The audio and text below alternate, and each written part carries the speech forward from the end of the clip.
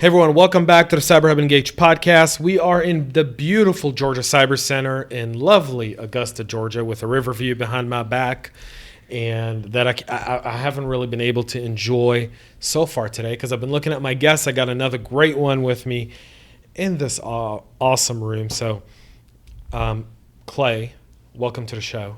Hey, thanks. I'm glad to be here.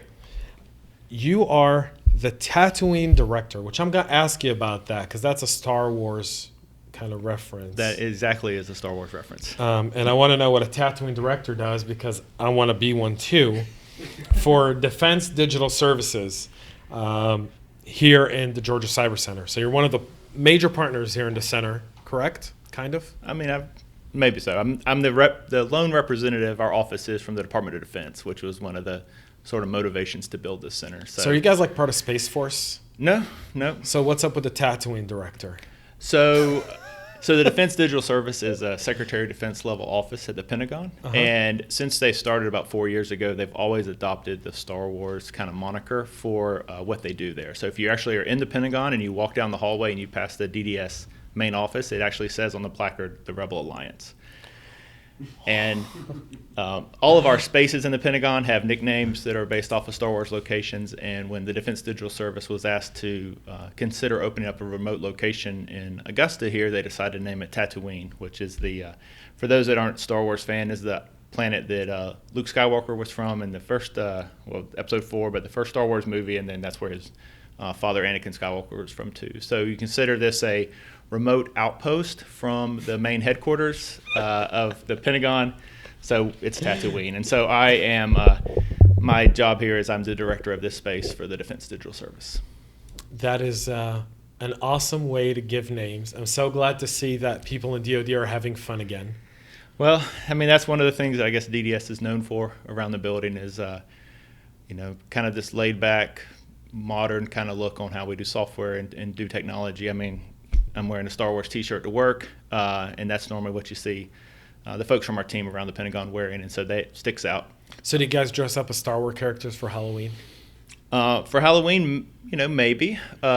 We definitely had a big ceremony in the Pentagon back in, I guess it was April, when our first director, when he was leaving government service, and so they had probably about 40 different characters from the various costume groups come in from Star Wars characters patrolling up and down the E-ring of the Pentagon in the SecDef's hallway, and it was quite a scene to see so many stormtroopers and Jedis and various creatures walking up and down the halls of the Pentagon. So the tourists that were doing your typical Pentagon tour were kind of caught off guard. So it was a fun time. So you're in Defense Digital Services, but your background's from the Army, correct? Yeah, I am an Army officer. I'm still an Army officer, and I'm the organization that I belong to has detailed me over to help the Defense Digital Service start their office here in the building. So how long have you been in the military? Over 20 years. Wow. I'm looking at, I got your CV in front of me, so I'm sorry. No, that's cool. I'm kind of cheating here, but I'm looking at him like, wow. So you started in Fort Gordon and you came back to Fort Gordon. That's right. I was when I was commissioned into the Army as a second lieutenant, I came in as a signal officer. So in the late 90s, we didn't have a cyber branch. So signal was the field that I was in, and the initial officer training was and still is here at Fort Gordon. So this was my first duty station. And now you're like kind of full circle? Yeah, full circle. I came back. I actually came back another time in I think around 2003 for another course that I did, kind of a mid-career course. I did that here also at Fort Gordon. So this is my first assignment to Augusta that hasn't been as a student status or under student status. That's pretty cool. Yeah, it's good. It's close to home, so it's nice to be back here. And, are you a Georgia native? No, I'm actually a South Carolina native. Okay, so you're just across the river. Just across the river. I grew up in Columbia, went to Clemson for my I was commissioned out of Clemson ROTC. Oh, wow. And I actually live in South Carolina now, because as you mentioned, the river behind you, I'm actually looking at South Carolina, and because North Augusta is right across the river. So. I'm looking at Georgia. That's right, yeah. So, but South Carolina does have some great aspects. I think the one thing I always relate to South Carolina now is Nikki Haley. I don't know why. Yeah. I love her fierceness. Yeah, she former governor and then Secretary and the ambassador, ambassador to to the UN, and she's not doing anything right now, but there's people that think she's setting up for a run maybe in the future. 2024. Maybe, yeah. I wouldn't be surprised though if she took a Senate seat in 2022. Possibly. Did a Hillary Clinton kind of thing. Oh, yeah. I mean, governors are pretty powerful in their state. It's interesting, Yeah, but Mitt Romney was governor, then he went to the Senate when he couldn't get elected president. So, who knows? That's a way. Hillary was a first lady, then she went to the Senate. That's right. I don't think you get more powerful than the first lady. Well, it depends on who the president is. In her case, I don't think you get more powerful. But we are here to talk cyber. So let's do it.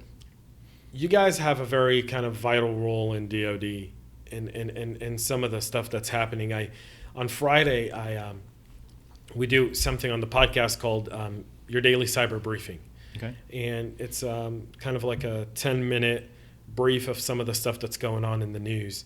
And there was a story going on about how Iran is ramping up its cyber warforce especially after the attack in the Saudi fuel base, and especially based on POTUS's last time they did something crazy. POTUS decided to launch a full-scale cyber warfare on their military and air defense outposts and essentially shut them down completely. It feels like this time they were like, oh, okay, they may not bomb us this time. They may come at us cyber warfare. Do you think that paradigm has officially shifted? I don't know. I think the command structure is going to reserve the right to use whatever response they feel is appropriate. We had standing rules of engagement in the, prior to the cyber warfare taking off that, an NBC attack, nuclear, biological, or chemical, that we reserved the right to retaliate with nuclear, if that's what we deemed that we needed to do as a nation. And so I think right now it's just a different responses that are available to the commander-in-chief. And so they're just going to, he's going to take the advice of his staff and his military advisors to make the decision that he or she thinks is the best. It's really interesting because, this month, National Cybersecurity Awareness Month, part of the reason why we're here is because of, I'm calling Augusta the new capital of cybersecurity.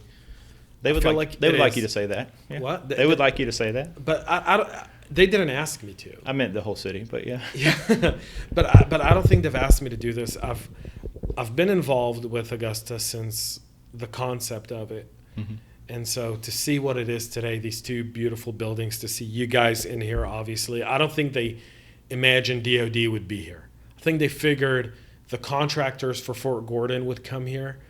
I don't think they felt like DOD would send, you guys down here. And I don't know if that was kind of pre-planned or if that was just good lobbying and so forth. And I won't ask you for that because I'm just, the statement I'm trying to get to, though, and the question I really want to get into is, we're seeing more and more threats kind of, and cyber realm has shifted from data to money.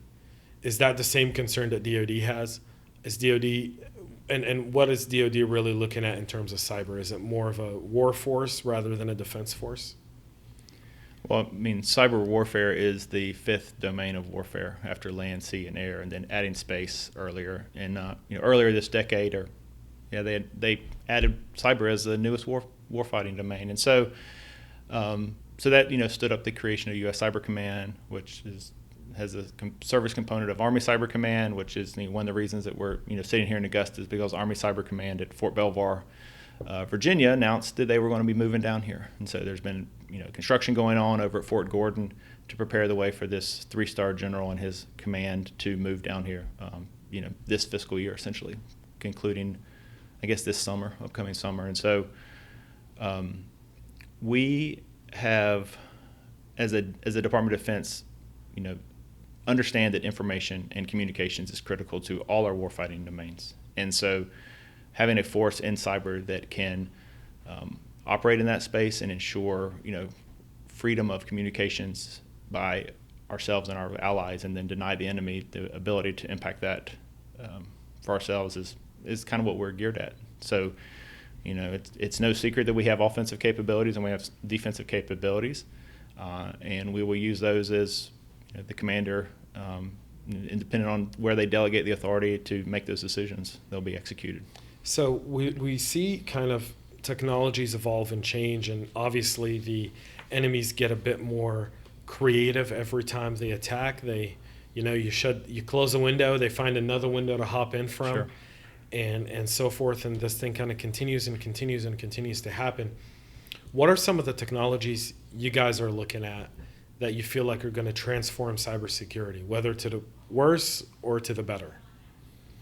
So, I mean, I don't know if it's necessarily a technology, but a concept that I've been really involved in lately is this idea of gamification, and the gamification of cyber training and of cyber competitions from an education and a workforce development concept. And so, I think if in this community here in Augusta, there's a lot of different organizations that put on programming challenges, capture the flag exercises, and just trying to create an environment where people want to learn and they're self-motivated, and the idea of winning points and badges and things like that the younger generations into with their video games have sort of transferred over into the cybersecurity space. So I think that's a concept that when I was a faculty member at West Point teaching computer science, that was a thing we focused on there with our team and our cadets, was to learn by engaging those technologies. And so I think some of our engagements that we have in the community here at the K through 12 level education, and looking at how we can take some of those same concepts and apply it to the development of our the next generation is pretty important. So, and as for actually like technologies that we're considering, spending time in right now is one of the things that we do at Defense Digital Services. We look at how does the tech industry apply best practices for developing software, developing hardware, to allow users to have a clean and consistent sort of interface and understand how to use it, because when we make complicated user interfaces, that just adds more probability of error, which then can be exploited. Because I think if you, in any situation, your users sometimes are your weakest link to cybersecurity, and so raising not only the awareness of your cyber workforce, but also your cyber system users, your typical computer users, will kind of go a long ways towards minimizing some of our attack surface. So you brought up an interesting point, which is hardware.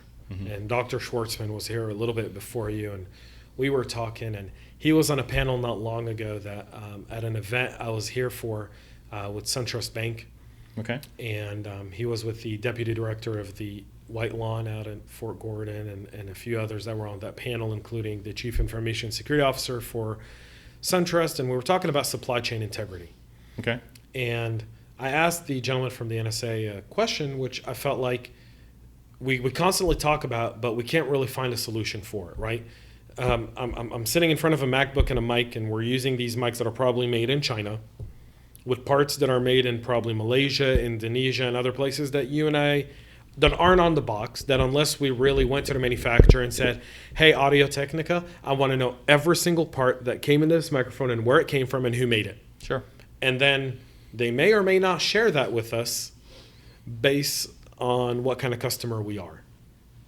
But a lot of the technology we use today is coming from parts of the world where, in most cases, there are adversaries in cyber warfare, in the cyber sphere, mm-hmm. one would argue, and even in the economical sphere, and sometimes, just in a general way of life. Sure.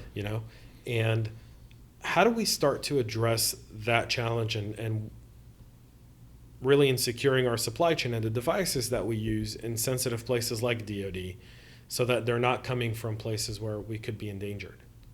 So that means it's a big challenge, as you described. You could ask the vendors who all they use, and you have to trust their answer, right? So a lot of this is trust. Blind trust. Exactly. Where the buzzword today is zero trust, and we'll get to that in a little bit. Okay. So,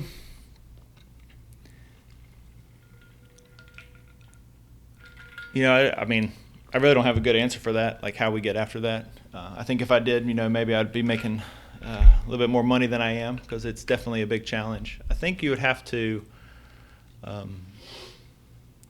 you just have to set some type of standard or a testing mechanism that you can at any time go in and inspect the various manufacturing companies that are produced that are part of this chain of producing whatever hardware you're looking at, and have a way of ensuring that what they're doing is not everything's above board. But I mean, I guess you probably would just have to assume that everything is compromised, and if you go at it at that standpoint, you maybe could crack the nut. I don't know. It's a good question. I didn't mean to stump you. No, that's fine. That is never the point of the show, is to stump my guests. I feel like, as someone who really cares about kind of the way we exercise our security, especially in cyberspace. I feel like, if your iPhone's made in China and there's a back door to it that you don't know about, and, you're a 2-star general using an iPhone, yeah. The 2-star general doesn't get the same protections that POTUS does. I mean, I think that's why if you go into a classified space, there's always a lockbox for you to leave your phone outside of before you go in, because we don't trust them. I'll tell you a really funny story. We were in Israel on a CISO fly-in in June, and we went to the Israeli Cyber Command, and they had lockboxes for us to put our devices. Well, one of the guys who was with us was the Chief Information Officer for the Army National Guard in North Carolina. Okay. And he had his government phone on him, so he wouldn't put it in the lockbox. So he missed that entire visit. He sat outside in the waiting room because he wasn't. I was like, we were like, hey, you're going to have the key to it. He goes, can't do it. Right. Just can't do it. Can't leave it anywhere. Well, people have asked me when they travel overseas what they should do, and I say, don't take your own device. Get a burner device, get something that you don't care about it being compromised, and use it while you're there to communicate, and then when you're done, just leave it.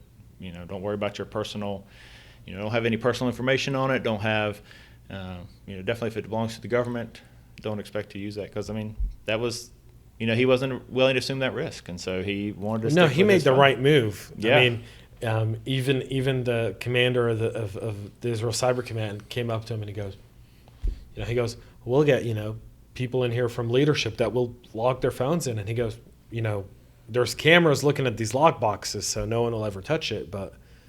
You never know. He goes, you never know. And exactly that was the risk he wasn't willing to assume. I mean, what's behind the wall that the lockbox is connected to? Who knows? Maybe somebody has a secret panel and they just reach right through and take it. And then from the front, it looks fine the whole time. So it was actually, so Israel isn't that dumb when it comes to security. They had a huge cement block that, right when you come in the buildings, you've got some of these cement blocks that are essentially the foundation. Especially in Israel, everything is built with cement. Mm-hmm. So it was actually on a cement block where all 4 corners are exposed to the lobby, and it's right in front of the security station. So by that, I lived in Israel for a little while. Yeah. I can tell you, when it comes to security, they think like criminals.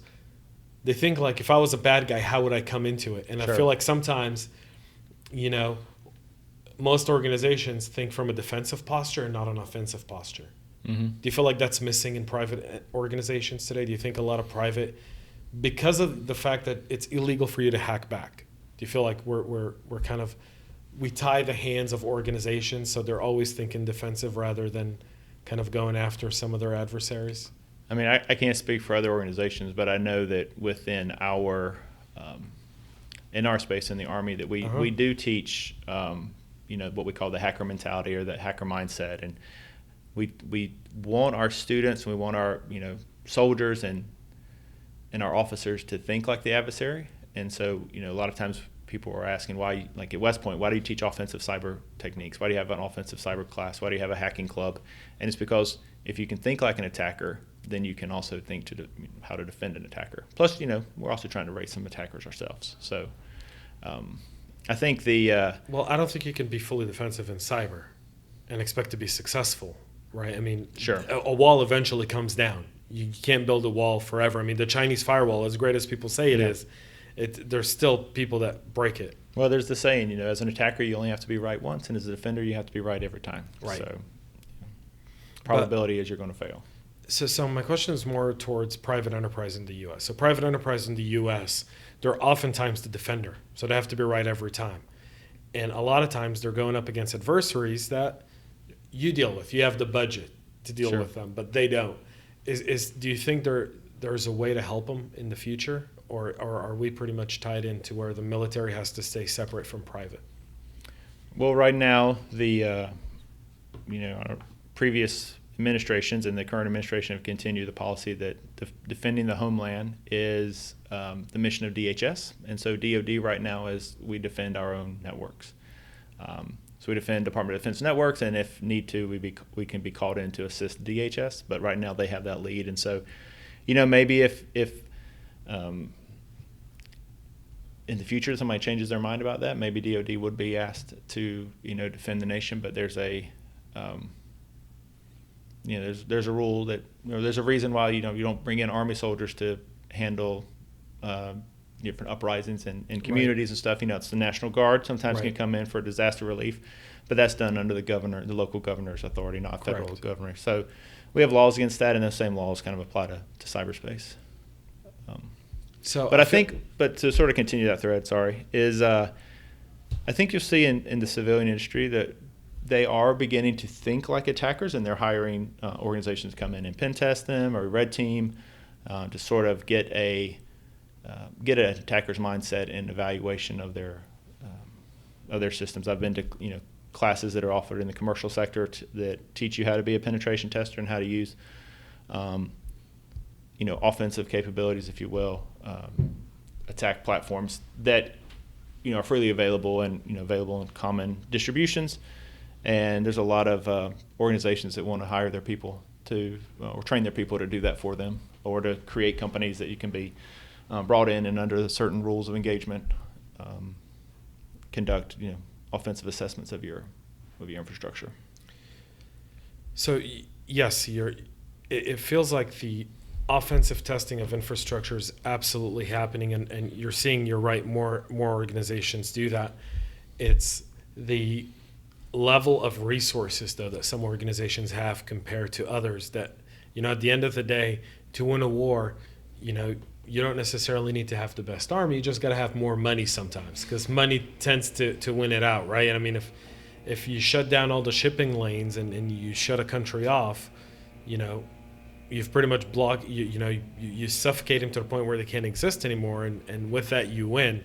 And organizations sometimes going up against nation states, they don't have the financial way of really fighting the full scale, of a Chinese unit with 2,500 people coming in at 8 a.m. every day and going right at you, and then at 5 o'clock going home. And it's like you're fending off a 9-hour attack every single day that's orchestrated, that you may not have the ability to do so.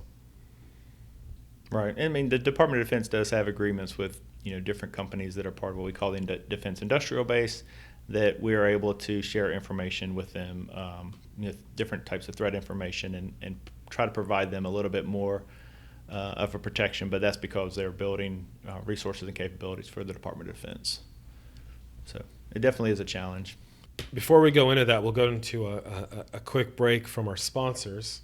Hey everyone, I really want you to help me in supporting our early sponsor, Get Smart Eye. So Get Smart Eye is still in beta testing, but what Get Smart Eye is, it's an amazing app that lets you control your privacy, whether it be documents, pictures, anything that you want to share with your friends or not. Think of Snapchat, only no screenshots and no one else looking over it. So if you travel a lot, if you're in airports, coffee shops, shared workspaces, and you care about your privacy, Get Smart Eye is the right app for you to protect your privacy. And here's the deal. Get Smart Eye is still in beta testing. I use the app all the time. In fact, some of you know that I travel a lot, and when I do, I don't like people looking at my screen at airports. I do everything off my phone, and as such, I use Get Smart Eye for all my sensitive documents and all my planning. So here's what you need to do to be one of our early technology adapters, an exclusive offer for CyberHub Engage listeners. Text 41411, again, that's 41411, 41411, and type in the message of your text, Smart Eye. Then reply to the SMS that you're going to get with the letter Y, like Yankee, and download the Apple Test Flight app. Then go back to your SMS and you'll get a link to download the Smart Eye app. Download the Smart Eye app and use it. Again, this is an early offer for only CyberHub Engage users. Text 41411. Again, that's 41411 with Smart Eye in the message. So, Clay, I kind of want to talk about this whole thing behind workforce shortage and automation. So we see all the clickbait headlines of all the workforce shortages, but obviously the DoD, the military, is doing a great job in recruiting cyber folks, really smart kids to come into and join cyber, or take existing professionals like yourself who started in Signal and kind of transferred them later into cyber and so forth. And I think you're the fourth person that I've spoken with in like the last few days that was in Signal and then went into cyber. But how will automation start to kind of affect workforce shortage? So, I mean, the automation of looking at a lot of information at very quick speeds is something that a computer is really good at. Drawing those logical conclusions, maybe not necessarily. So I think that if we can augment the human operator, the defender, the attacker, whatever, with some automation that can take off some of the computationally intensive tasks that need to be done from the human, and let the computer do that in the automation system, that will allow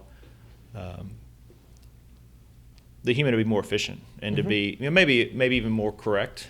I don't know if we'll ever get to the point where we're going to let the computer have full control. I think that's sort of that doomsday, judgment day kind of like Terminator scenario that people have in their minds. Coming from a guy who's the Tatooine Director. That's right. Yeah, we can't cross into that universe, so we have to stay in the Star Wars. But I think if we let computers do what they're good at, and we let humans do what they're good at, and we just figure out that sweet spot, we can probably be more efficient. A few years back, I was at DEF CON. I think it was DEF CON 24 when DARPA had their Cyber Grand Challenge competition. And so as in my previous job as a faculty member, I had some students that worked for me that were supporting that effort. And so I spent some time out there with the students checking out the Cyber Grand Challenge.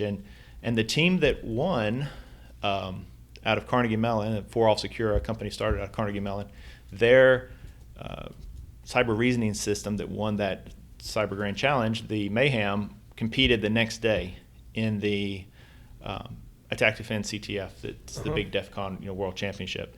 And if you go and look, Mayhem as a element, I think there was maybe like 14 teams, was like 12th out of 14. So a completely computer system, which the previous day had beat up 4 or 5 other computer systems in a 24-hour hacking competition, was only as good as the 12th best human team.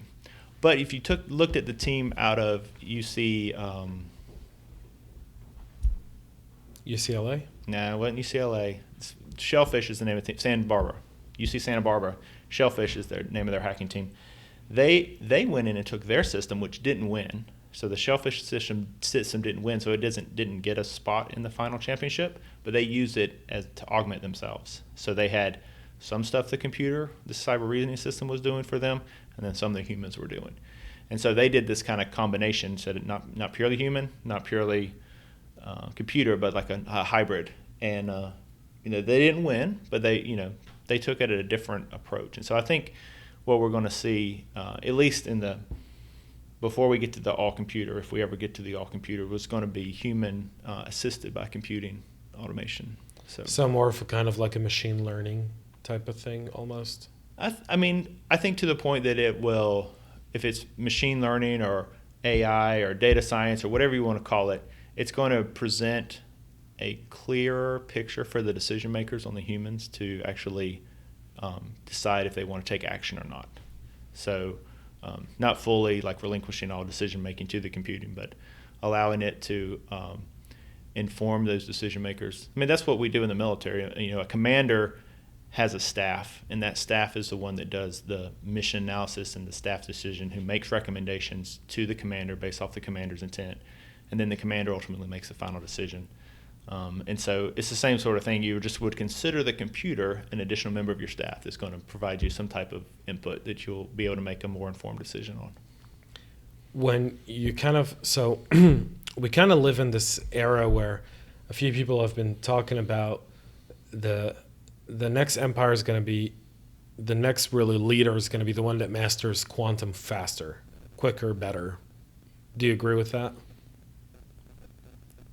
I mean, probably. That's not the area of my expertise, but I understand that a lot of the stuff that we rely on with securing our communications with, right now infeasible math computations that the humans can't do. The theory is that quantum computing will make those, obsolete. Exactly. And our, we'll have to redesign all of our cryptography because the things that it's founded on is there'll be, of a time of previous era. So, I'm sure in that state, if you can, the promise of quantum computing, if you can get to that, you will have an advantage for sure. And I think that's why a lot of people are spending money trying to figure out what post-quantum cryptography looks like. So, and I don't know what that is. So I wouldn't ask you at this point. I think it's fascinating to see kind of a lot of the speed of how technology is being developed today and how fast it's being adapted, and how security is almost always an afterthought. And when you think of the role that DoD has in protecting our national infrastructure, a lot of times that technology is adapted on critical kind of critical infrastructure, where if it's not really properly secured, it could cause kind of a greater challenge for our nation. Sure. Do you see how does DoD plan to deal with that? If do you know? I would say that the biggest thing about your systems, if you want them not to be vulnerable, and the easiest thing to do, well, it maybe isn't easy because people can't do it, is just keep your systems update with the current patches that are out that everyone has access to. If if you can't even stay up to date with the latest patches of what's going on, then in the latest operating systems, then you are not going to be able to, thinking further on and trying to be more advanced is, you should probably tackle the easier stuff first. And it's not easy because people, like I said, if they can't stay up to date, there must be a reason. And so trying to understand what those reasons are and get new systems. If it's a hardware limitation, you can't update to the latest operating system, or you have custom software that's running that hasn't been tested under the new system. But staying up to date is really, a critical task. It's you're talking about the basic blocking and tackling of cyber. Sure. Which I feel like a lot of times, earlier we were talking about the new shiny box. Everyone's looking for that new shiny box. They forget that old box over there that's essentially does your basic blocking and tackling. Mm-hmm. I always compare it to like football, right? Like I'd rather have a 38-year-old Ray Lewis than a 20-year-old no one, because sure. I know what Ray Lewis is going to give me at 38. It's like Tom Brady at 42. Mm-hmm. There's a reason the Patriots haven't benched Brady or kept him off. 5-0 with Tom Brady at 42. Why would you replace him? Right? Why is it so hard for organizations to do that basic blocking and tackling? I think at some places it's just actually understanding what you have, right? Being able to fully have an inventory of your systems and understanding what software is loaded on there, so that when you see these alerts and these tasks that come out to update your software, you're able to have a chance to say, oh, well, this patch to software applies to me, I need to go update that. But if you don't know you have that system running, then you're not going to be able to patch it. Also, constraints of money. Like you may not have the latest laptop that can run this new version of the operating system, and so you're going to stay on the old one because you don't have the lifecycle program to keep your stuff up to date. We saw this with the WannaCry, where the hospitals were getting hit with the ransomware, is that the critical systems that are being used in the hospitals to provide patient care have not been maintained and updated to be operated, work on the current modern operating systems. And so they still had systems running XP, and Microsoft had to come out and issue a release to XP to patch for the vulnerability that was exploited there. And so, keeping your systems current and knowing what you have makes keeping them updated easier. But as in this day and age, we are so reliant on using our computing systems in every facet of life that not being able to take time to bring a system down in order to update it is also a critical task. That is missing, that these blocking and tackling things you're talking about, that you're not able to step back from the hectic schedule of conducting whatever operations your organization does to allow your system to be updated. So having that, you started your career in Augusta, now you're back in Augusta, kind of the full circle of it all. Sure. How do you see the cyber ecosystem here? I think it's definitely growing. There's a lot of buzz. A lot of people are excited about it. There's this mentality of if you build it, they will come. And, they announced, I was at Fort Meade in U.S. Cyber Command when the decision was made to move Army Cyber Command here. And I left there in 2012. So it's been a long time coming, right? It's 2019.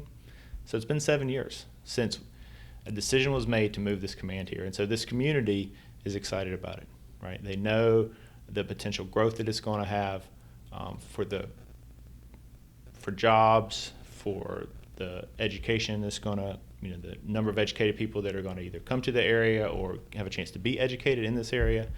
And so there's excitement about that. I think this community that we have here at the Georgia Cyber Center is exciting. Every day you hear, rumors about company X or organization Y is thinking about coming to the Georgia Cyber Center, and there's a buzz here. And a friend of mine the other day was saying that whenever they travel, they like to talk to the Uber drivers and the Lyft drivers in the area to figure out what's going on. And they always ask them, they say, so what's going on in Augusta? And they say, oh, the cybers are coming, right? The cybers are coming. I just moved here from New York this summer, and people asked me, they said, are you one of those cyber people? And I was like, yeah, I'm one of those cyber people. And so everywhere you go, people know about cybers coming. There's a little bit of confusion, because we have the Cyber Center of Excellence on Fort Gordon, and we have the Georgia Cyber Center here. So a couple weekends ago, I get a call from a family member who says, Bill is coming to town. He's going to a meeting at the Cyber Center. And I'm like, which Cyber Center? And they're like, I don't know. Is there more than one Cyber Center? And I was like, yeah, there's more than one. There's two. And they're like, well, I think it's on Fort Gordon. And I was like, well, I probably won't be there because I'm at the Georgia Cyber Center. So it's Is it weird to be off base and in a civilian building? Yeah. It's definitely different than your normal military assignment. I've not necessarily had the most normal military career, so I found myself in, a lot of time in academia, a lot of time in non-typical units, and so, I can roll with it. So, you are the Tatooine Director, which I love that name. Like when I saw it I thought it was a joke. Like I went to DoD and I started searching as to what it was, and I was like, wow, this is like a whole. Like, it's great to see it though, because I feel like it's a great way to recruit people and get them involved. It's a great way to bring talent that would otherwise maybe go to corporate America and kind of bring it to a entity where we really need those skills. Yeah. Well, we actually, my colleague in my office, Jason, sent an email to an organization trying to sign one of the employees we have up for a program. And his signature block says Director of Operations at the DDS Rebel Outpost Tatooine. And so that's the official full title. And the individual wrote him back and said, there's no more Rebel base on Tatooine. Your request is denied. He thought it was a joke, just like you said you thought it was a joke. So it's a fun title. It's cool to talk about. I like it. I like it a lot. I love it. I want to say thanks for coming on. I could spend a lot more time talking to you because there's so much more I want to pick your brain on, but we are limited in time. Sure. And we are running a bit behind schedule. So I want to thank you for being on. I really do appreciate it. And we'll be back with more after this break.